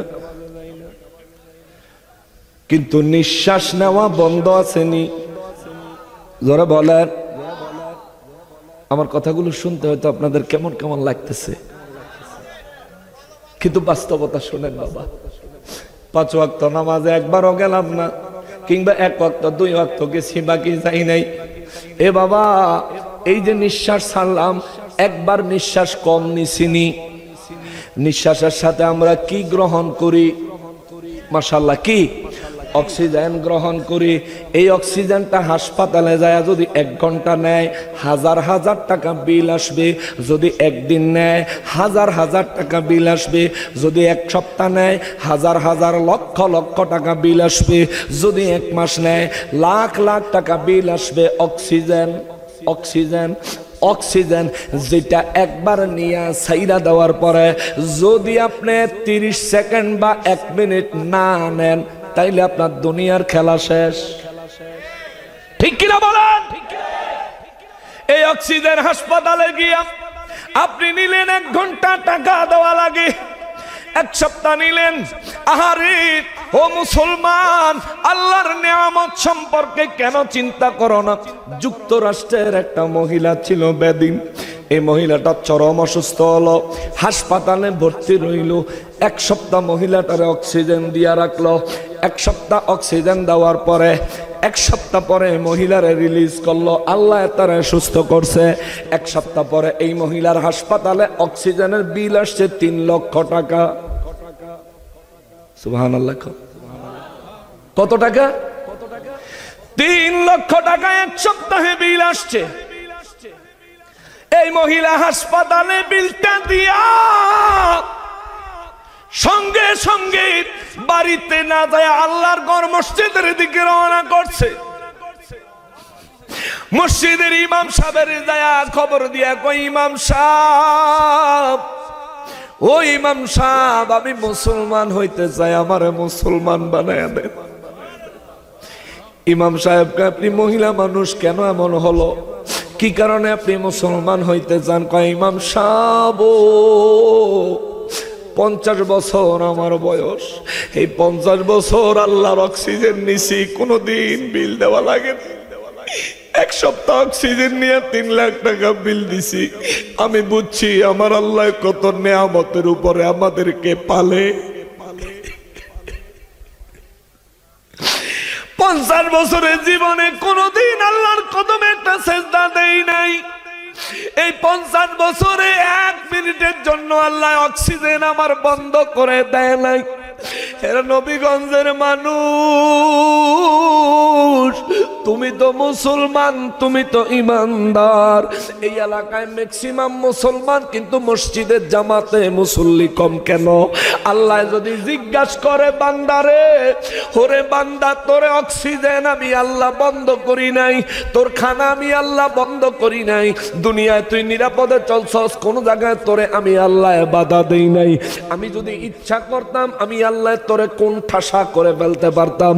এমন বহুত মানুষ আছে রে, দুনিয়ায় বেঁচে আছে কিন্তু নড়তে পারে না, চড়তে পারে না, নামতে পারে না, চলতে পারে না। এমন প্যারালাইজড মানুষ দুনিয়ায় আছে না নাই? এই হবিগঞ্জের হাসপাতালে গেলেও পাওয়া যাবে, নবীগঞ্জের হাসপাতালে গেলেও পাওয়া যাবে। হেরে নবীগঞ্জের মানুষ, ও নবীগঞ্জের মানুষ, আজকের দিনেও তো ম্যাক্সিমাম মানুষ 5 ওয়াক্ত নামাজ পড়েন নাই। আজকের দিনেও তো ম্যাক্সিমাম মানুষ খানার শুরুতে বিসমিল্লাহ বলেন নাই। আজকের দিনেও তো ম্যাক্সিমাম মানুষ খানার শেষে আলহামদুলিল্লাহ বলেন নাই। কিন্তু দেখেন, সকালের নাস্তা খাইছেন, বিসমিল্লাহ নাই, আলহামদুলিল্লাহ নাই, কিন্তু আল্লাহ দুপুরের খানা বন্ধ করে দেয় নাই। দুপুরের খানা সামনে আইছে, আসার পরেও আপনি যেন খাইতে না পারেন এমন কিছু আমার আল্লাহ করেন নাই। আপনার সামনে খানা আইছে, বড় মজা করে খাইলেন। সকালেও বিসমিল্লাহ নাই, দুপুরেও বিসমিল্লাহ নাই, সকালেও আলহামদুলিল্লাহ নাই, বিকালেও আলহামদুলিল্লাহ নাই, আবার সন্ধ্যাবেলা একই কাজ করলেন। কিন্তু এখনো অক্সিজেন যে নিচ্ছেন, এই অক্সিজেনের মালিক কে? আরো জোরে বলেন না কে? এই যে ঠান্ডা আবহাওয়ায় চাদর গায়ে দিলেন আরাম লাগে, এই আরামের ব্যবস্থাটা করছে কে? মনে করেন চাদর গায়ে দিলেন আরাম লাগলো না, এমন করা আল্লাহর পক্ষে সম্ভব কি সম্ভব না? নবীগঞ্জে পাগল আছে না? পাগল আছে না? আপনাদের সাথে হয়তো দেখা কম হয়, আমার সাথে দেখা একটু বেশি হয়। রাত গভীরে যখন রওনা দেই, গাড়ির ভিতরে সমস্ত গ্লাস লাগায়া গাড়ির হিটার ছাড়ার পরেও চাদর জড়ায়া থাকতে হয়। কিন্তু অনেক সময় কত পাগল দেখি এই শীতের মধ্যে খালি গায়ে শুধু লুঙ্গি পরা হাঁটে, হাঁটে রে হাঁটে, আর নিজে নিজে কথা বলতে থাকে। তাদেরকে দেখে আল্লাহ শুকর আদায় করি। ও মালিক, মালিক রে, তুই কত দয়াবান রে মালিক, তোর কত মায়া রে আমার আল্লাহ, এত মায়া এত দয়া তোর মালিক। তোর জমিনে তোর নাফরমানি করি, জমিন থেকে আমারে ঘাড় ধাক্কা দিয়া বাহির করে দেস না। তোর জমিনে তোর ইবাদত করি না, ওই পাগলের মতো আমারে বানাস নাই। এখনো আমারে সুস্থ রাখছোস। হাসপাতালে গেলে রোগী দেখলে আল্লাহ শুকর আদায় করি। আল্লাহ, ও আল্লাহ, এদের মতো বিছানার রোগী না বানায়া তুমি আমার এখনো সুস্থ রাখছো। কেমনে শুকর আদায় কইরা শেষ করবো? কেমনে শুকর আদায় কইরা শেষ করবো?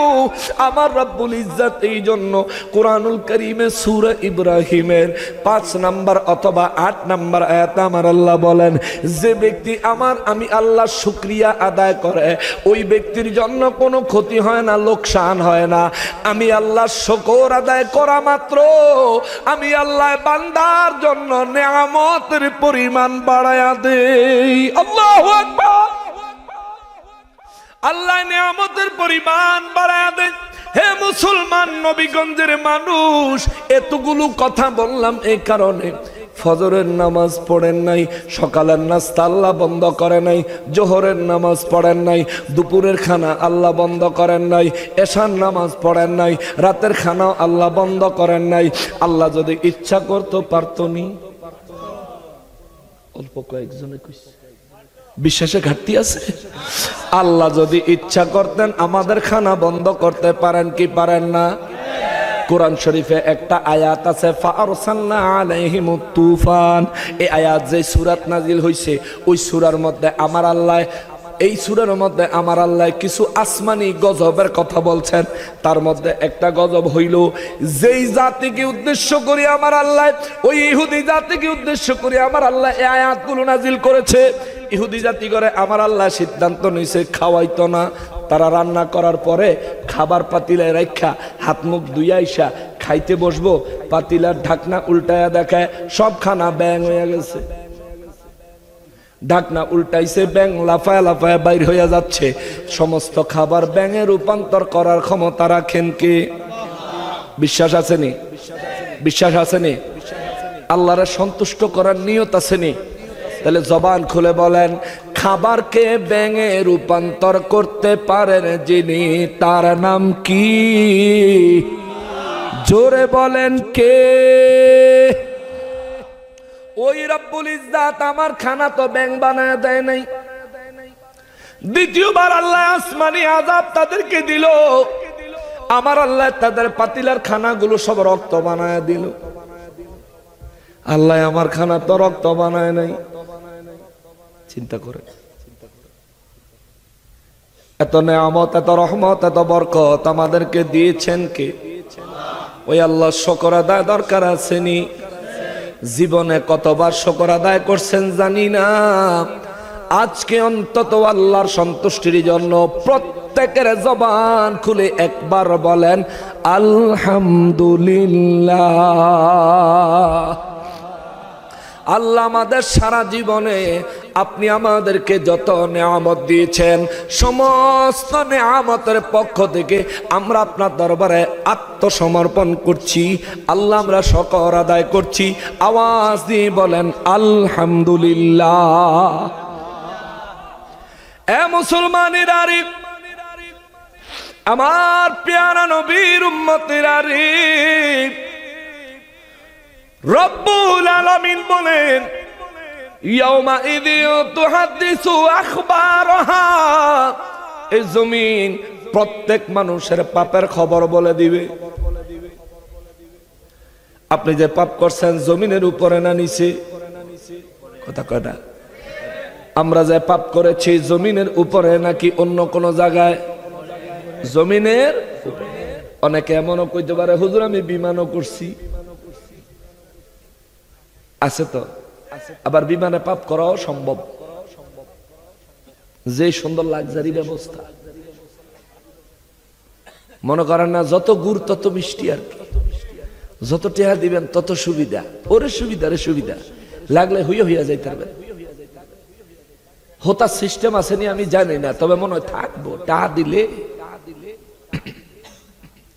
দুনিয়া টাকা দিলে কত আরাম পাওয়া যাইব। আর হাসরের ময়দানে যত বেশি নেকি বাইর করতে পারবে তত বেশি সুবিধা পাইবেন। সুবহানাল্লাহ। আর আপনারা আমরা ঘুরাঘুরি করতেছি দুনিয়ায় দুনিয়াদারি করার জন্য, কিন্তু আল্লাহ কয় ইযা যুলজিলাতিল আরদু জিলজালাহা ওয়া আখরাজাতিল আরদু আসকালাহা। একটা ভূমিকম্প হইব, সমস্ত পাহাড় পর্বত সহ জমিনের সাথে মিশে ফুটবল মাঠের মতো হয়ে যাইব। ওয়া আখরাজাতিল আরদু আসকালাহা। কম্পনের ঠেলায়, কম্পনের কারণে জমিন তার ভিতর থেকে সব বের করে দিবে। এরপরে আমার আল্লাহ কয় তাইলে তোমরা দুনিয়ার এই সমস্ত মোহের পিছনে পাগল হইবা কেন? আরে বোকা, এগুলো সব ধ্বংসশীল, এগুলোর জন্য পাগল হইস না। পাগল হ রব্বুল আলামিনের জন্য, পাগল হ তার হাবিব রহমাতুল লিল আলামিনের জন্য, পাগল হ আউলিয়ায়ে কেরামের জন্য, পাগল হ তোর মা বাবার জন্য। এই চার রাস্তা, চার জন, চার দিক, চারটা বিষয় যদি তুই ঠিক রাখতে পারো, তোর জন্য আমার আল্লাহর অগণিত নিয়ামতের ভান্ডার জান্নাত অপেক্ষা করছে। আল্লাহু আকবার। ওহাবীদের ব্যাপারে দোলাই আইতাছে, আল্লাহ দিব, আমিন। কে দিব? আমরা কোরআন হাদিসের বাইরে যাবো? ওরে জাতির কাছে প্রমাণ আছে, ওরে জাতির কাছে প্রমাণ আছে, ওহাবিরা গরু চোর, চোরের গোষ্ঠী চোরের মেলা মিলাইছিল মুর্শিদপুর। আচ্ছা আস্তে আস্তে বাইরে মুসলমানের আরে এটা অনেক বড়, ধৈর্য থাকলে পুরাটা শোনাবো। এই এই গড়ে থাকতো সাহস করে নেই যে এতটুকু বলতে পারবো, কিন্তু তৌফিক দিয়েছেন কে? আল্লাহ। আল্লাহর কাছে শুকর আদায়, আলহামদুলিল্লাহ। এ মুসলমান, মুসলমানের আরে, আমার পেয়ারা নবীর উম্মতের আরে, আমার রব্বুল ইজ্জত বলেন, দুনিয়াদারি এখন তো অনেক কিছু করতেছ, কিন্তু কিয়ামত যেদিন আরম্ভ হবে, আল্লাহ কয় ওয়াকালাল ইনসানু মালাহা, তুমি মানুষ সেদিন খালি কইবা কি হইল, কি হইল, কি হইল, খালি এটা কইবা। কোন হানে যদি বিরাট ঘটনা ঘটে, আপনি যদি ঘটনার পরে যান, কিচ্ছু আগাগোড়া বুঝেন না, তাইলে আপনি কি কইবেন? কি হইছে, কি হইছে, এ কি হইছে, কি হইছে, এ কি হইছে, কি হইছে, চিনেন না চিনেন বেটার ধরে কইবেন কি হইছে, কি হইছে, ঠিক না? কিন্তু যেদিন জমিন কাঁপতে থাকবে, সেই দিন আল্লাহ কয় তোরা এখন দুনিয়ার যেমন কি হইছে, কি হইছে করো, সেদিনও ওয়াকালাল ইনসানু মালাহা, সেদিনও মানুষ কইব কি হইছে, কি হইছে, কি হইছে, ওমা এটা এরকম কাফেকা, ওমা দুনিয়া এরকম কাফেকা, ওমা পাহাড়টি কই, আরে সমুদ্রগুলি কই, দুনিয়ায় ভূমিকম্প হইলে পুকুরের পানিও নড়ে, আর আজকাতে ভূমিকম্প হইতাছে পানির গোষ্ঠীও নাই। হায় হায় কি হলো, কি হলো, কি হলো, মালাহা মালাহা মালাহা। সেদিন আবার বাংলা কইতেন না, কইবেন আরবি, সব আরবিতে কইবেন মালাহা, কি হইলো, কি হইলো, কি হইলো। তা আজকে যারা মসজিদ ভাঙছে এরার অবস্থা কেরম হইব? ওরে পাঁচ কল্লি টুপি মাথায় পড়ে, আগুন জ্বালায় খোদার ঘরে, পাঁচ কল্লি টুপি মাথায় পড়ে, আগুন জ্বালায় খোদার ঘরে, ওরে আগুন জ্বালায় আল কোরআনে, ঠিক কিনা? না নকশবন্দি মিশা কথা কয়, নকশবন্দি উচিত কয় দেখে হ্যাঁ জাগা মতন লাগে, আর মুখ দিয়া নকশবন্দিরে বন্ড গাইল বাইর হয়।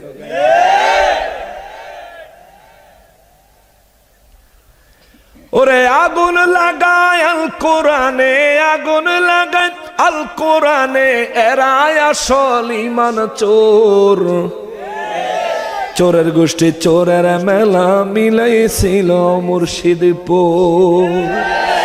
ওরে অবাক হলাম ইমাম দেখে, বালিশার তরকারি চোর, সে অবাক হলাম ইমাম দেখে। ফেসবুকে দেখছো না, বালিশার তরকারি চুরি করে ইমাম সাহেব আবার জিগায় কেমন লাগতেছে, আলহামদুলিল্লাহ। পরের জিনিস বলে আলহামদুলিল্লাহ।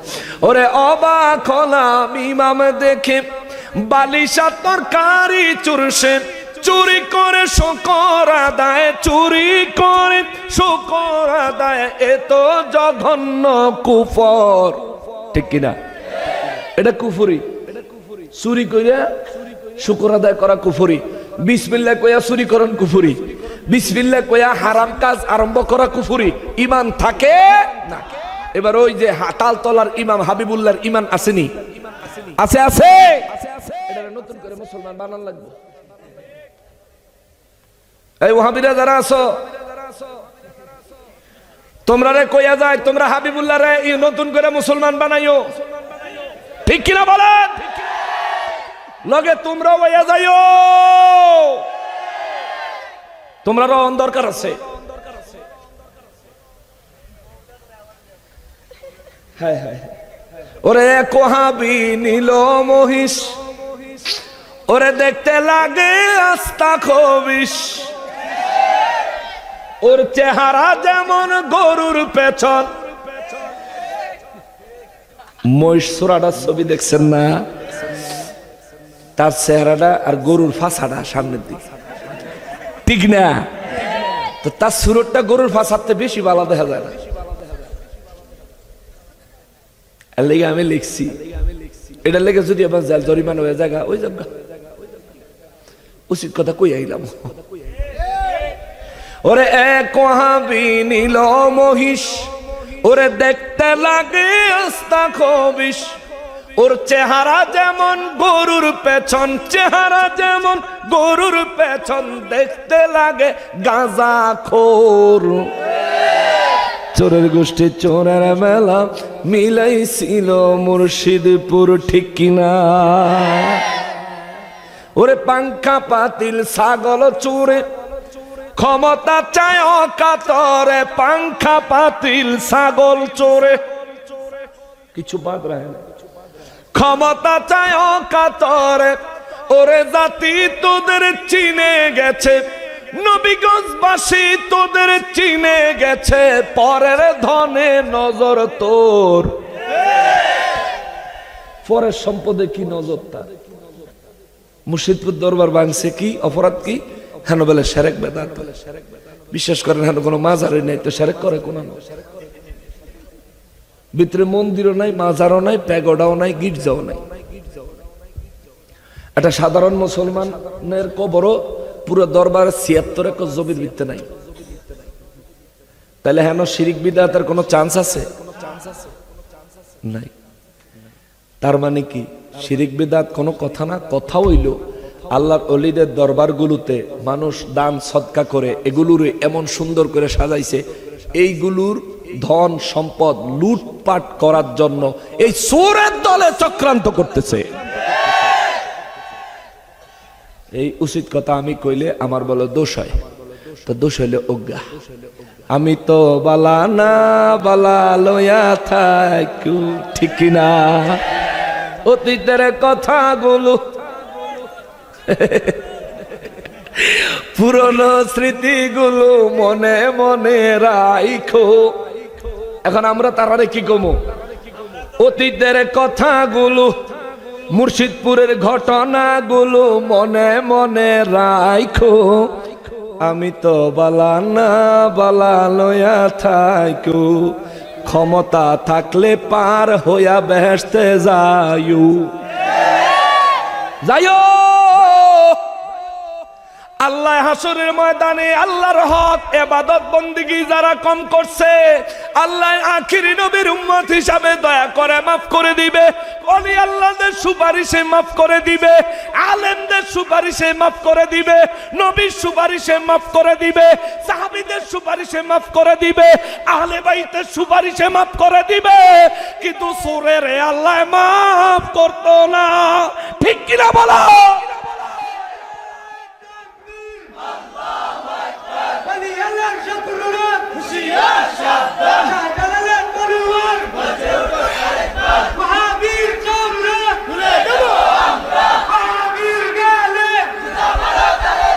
থাক থাক, না না কইতে হইব ওয়াহাবীর ভালোবাসি, আই লাভ ইউ,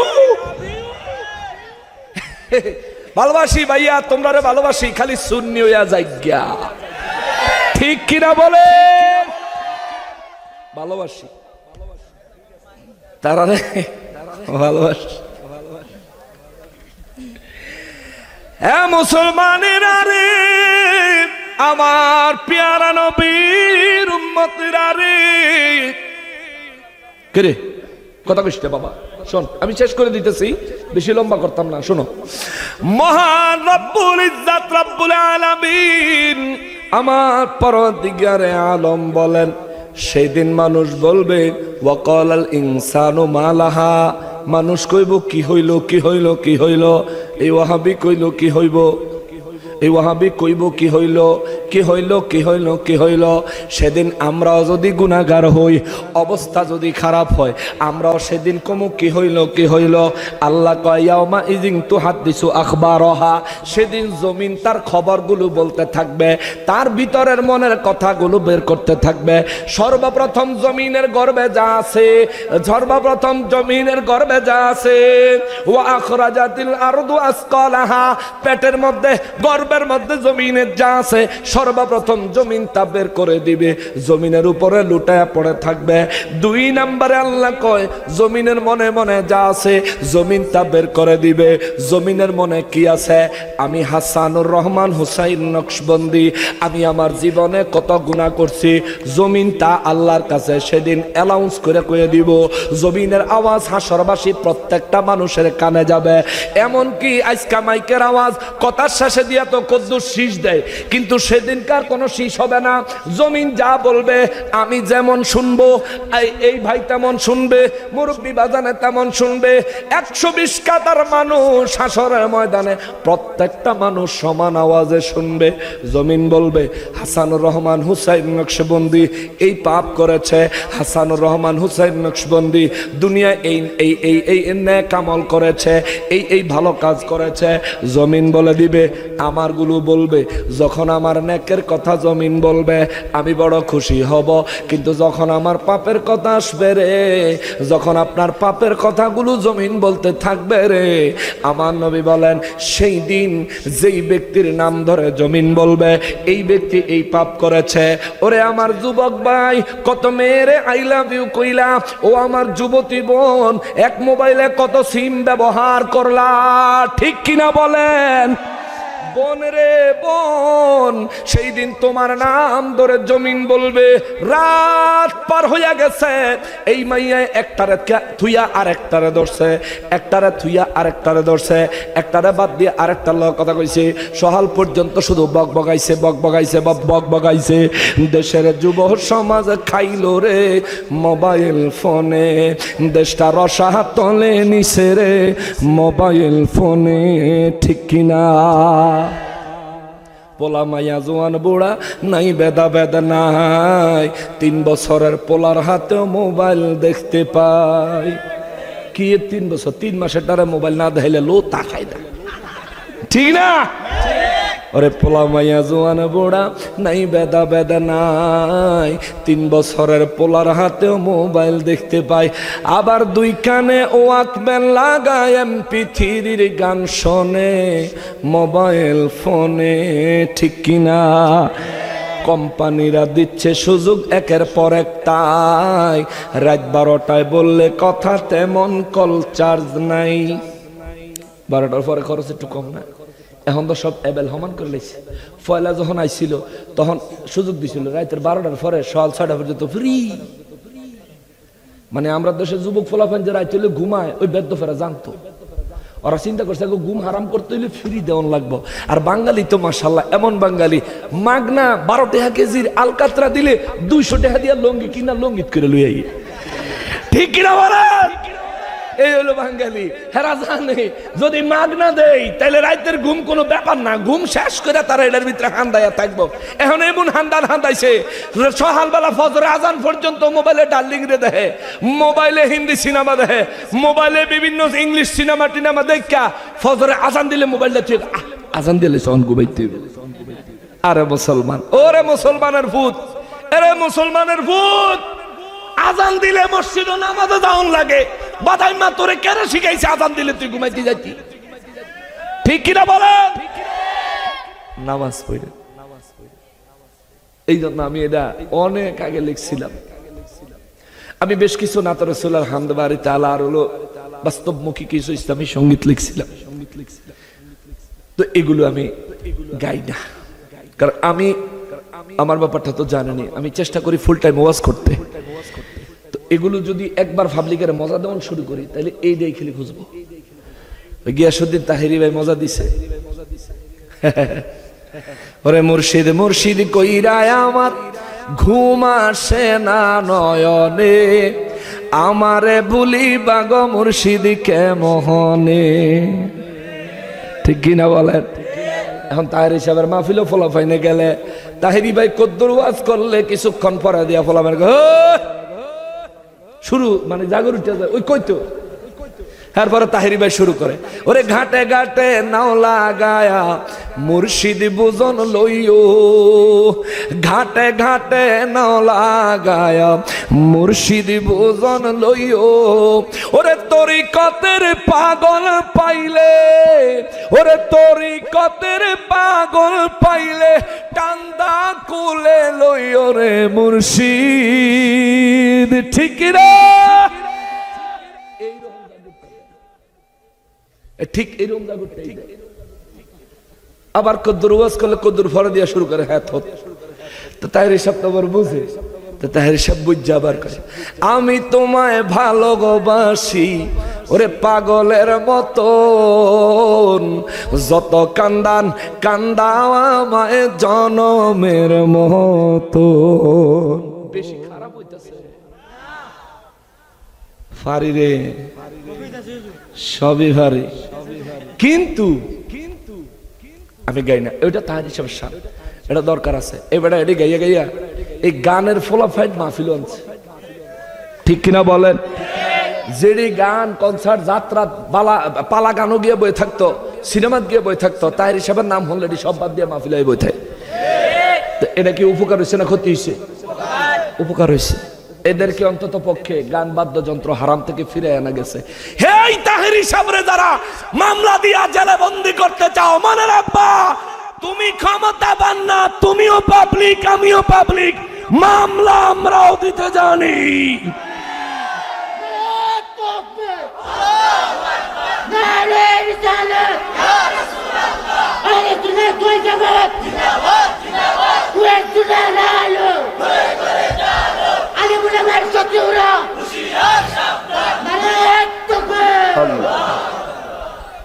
তোমরার হুজুরারে বহুত মামলা অন্য পার্টি দিছে, আজকা তোমরা বাইর হইছো অন্য পার্টির অবস্থা দেখতাছ, তোমরা আমরারে খেফাইও না, বালা হইতো না।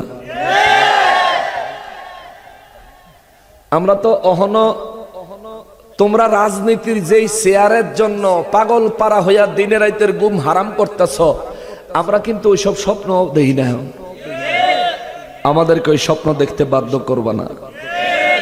সুন্নিরা যদি একবার সিংহাসনের স্বপ্ন দেখে, তাইলে শাহজালাল বাবার মতো একটা আজান হবে, তোমাদের ক্ষমতার মসনদ ধসে পড়বে। অতএব সুন্নিরা খোঁচাইও না। সিংহরে ঘুমাইতেছে ঘুমাইতে দাও, ইন্দুর হইয়া নাকে হান্দাইও না।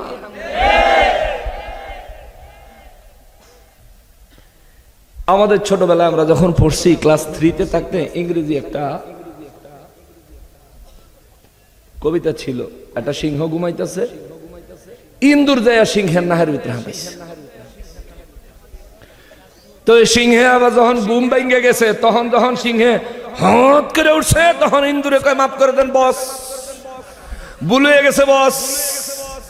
সিংহে কয় তুই আমার নাম হান্দাইছ করে, কই ওটা কি নাক? আমি তো বুঝি পাহাড়ের গুহা। এই পাহাড়ের গুহা মনে করে সিংহের নাকে হান্দাইও না, একটা হাসি দিলে অস্তিত্ব খুঁজে পাওয়া যাবে না। ফাজলামি করো না। তাহেরি সাহেবের মামলা দিতেছ তো কি হয়েছে? এর আগে একবার বসেন লইয়া বেড়ানো মামলা দিয়া যে পরিমাণে ভাইরাল করছ, এখন যে এলাকাত যায় মানুষের লাগিয়া কোনো জায়গা দেওয়া যায় না, আবার মামলা দিছ। তোর মাথাত কি বুদ্ধি শুদ্ধি কিছু নাই?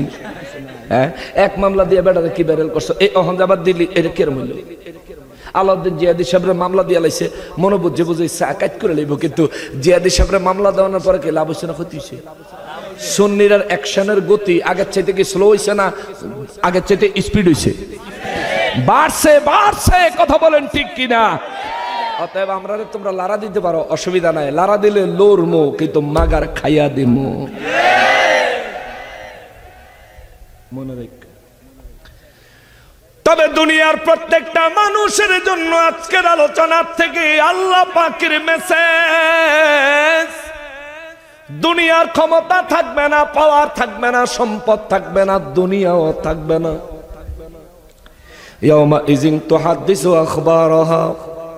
এর নবীগঞ্জের যুবক, এ নবীগঞ্জের যুবকেরা রে, দুনিয়ায় তুমিও তো কম বেশি পাপ করেছ, অন্যায় করেছ, অপরাধ করেছ, গুনাহ করেছ। তবে মনে রাখিও, তোমার গুনাহগুলির খবরে জমিন হাসরের ময়দানে প্রকাশ করে দিবে।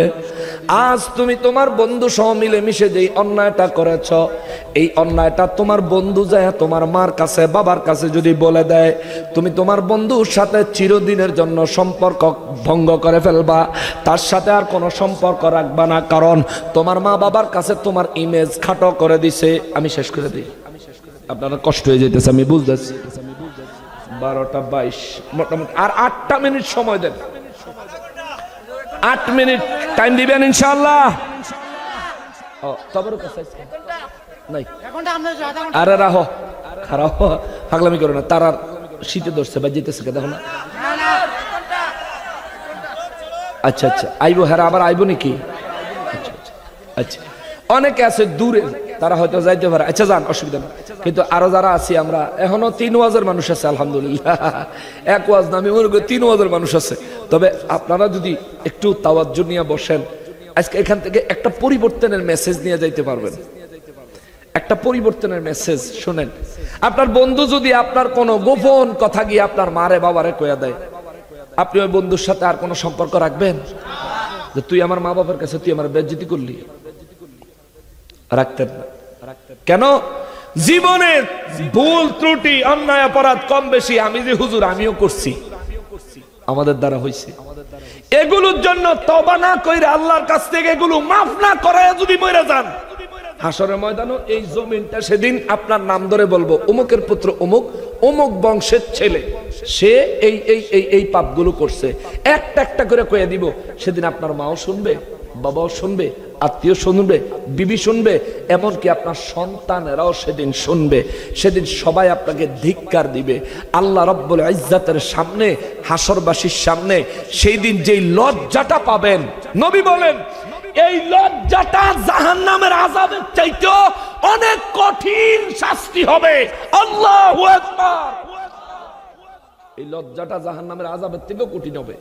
নবী বলেন যখনই জমিন মানুষের পাপের কথা নাম ধরে বলতে থাকবে, যার নাম বলবে সে মনে মনে আক্ষেপ করবে, যদি আল্লাহ জমিন যদি আমার পাপের কথা না কওয়াইয়া আল্লাহ যদি আমারে জাহান্নামে নিক্ষেপ করে দিত তাও ভালো হইতো। এমন লজ্জা মানুষ পাবে।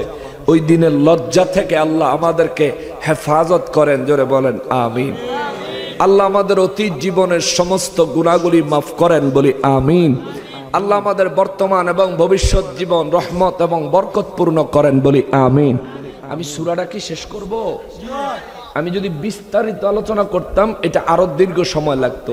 তো আমি চাচ্ছি আপনাদের জন্য অন্তত সংক্ষিপ্ত চাইতে একটু বেশি, সংক্ষিপ্ত না মানে সংক্ষিপ্ত চাইতে একটু বেশি, বিস্তারিত চাইতে একটু কম, এর মধ্যে মধ্যম পন্থা রাখা আপনাদেরকে সূরাটা সম্পর্কে ধারণা দিতে। সারা জীবন তো পড়লেন ইদা জুলজিলাতিল আরদু জিলজালাহা। আসলে আল্লাহ কি কইছে এটা তো বুঝার চেষ্টা করলেন না। আজকে বুঝে যান। শোনেন, আল্লাহ কয় বিআন্না রাব্বাকা আওহালাহা, আমি আল্লাহ জমিনকে নির্দেশ দিব, জমিন সবার পাপের খবর নেকের খবর বলে দিবে। আল্লাহ তারপরে বান্দারে ধরবো। আল্লাহ দইরা সর্বপ্রথম জিজ্ঞাসা করবে তুমি নামাজ পড়ছনি? সর্বপ্রথম আমার আল্লাহ জিজ্ঞেস করবেন তুমি নামাজ পড়ছনি? কেননা নবী বলেন আউয়ালু মা ইউহাসাবু বিহিল আবদু ইয়াউমাল কিয়ামাতিস সালাহ। হাসরের ময়দানে আমার আল্লাহ সর্বপ্রথম মানুষের কাছ থেকে নামাজের হিসাব নিবে। আমি আমার জীবনে যদি নামাজে ঘাটতি করি সেদিন আমার উপায় থাকবে না। নবী বলেন নামাজের হিসাব যে ব্যক্তি সুন্দরভাবে দিতে পারবে ওই ব্যক্তির পরবর্তী হিসাবগুলো আমার আল্লাহ সহজ করে দিবেন। 2 নম্বরে আমার রব্বুল ইজ্জাত বান্দার নেক এবং গুনাহগুলি মিজানে ওজন করবেন। 3 নম্বরে বান্দার পিপাসার জন্য হাউজে কাউসার পান করার সুযোগ দিবেন। 4 নম্বরে আমার আল্লাহ বান্দাকে জান্নাত এবং জাহান্নামে পাঠানোর জন্য পুলসিরাতের উপর পাঠাবেন। এই জন্য আল্লাহ কুরআনুল কারীমে বলেন ইয়াউমা ইযি ইয়াসদুরুন নাসু আশতাতা, সেদিন মানুষগুলো দলে দলে দলে দলে জান্নাতীরা জান্নাতে আর জাহান্নামীরা জাহান্নামে প্রবেশ করবে। চিৎকার দিয়া বলেন আল্লাহু আকবার। সেদিন আপনি কি দলে দলে জান্নাতে যেতে চান না জাহান্নামে? কোথায় যেতে চান? যদি জান্নাতে যেতে চান জান্নাতি কাজ করা লাগবে। জান্নাতে যাইতে চাইলে একটাই শর্ত, অন্যায় করা যাবে, কোন অন্যায় করা যাইতো না, এইটাই শর্ত। আল্লাহ বলে লিউরা আমানাহুম, সেদিন সবার আমলনামাগুলি আমি আল্লাহ দেখায়া দিব। আল্লাহু আকবার। আমার আমলনামাও দেখাইবো, আপনাদের আমলনামাও দেখাইবো। ওই দিনটারে ভয় করেন। ওই দিনে আল্লাহ আমাদেরকে নাজাত দেন।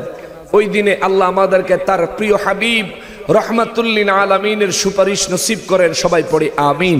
ওয়া মা তাওফিক ইল্লা বিল্লাহ। আসুন আমরা সবাই নবীজির দাঁড়ায় সালাম দেই, ইয়া নবী।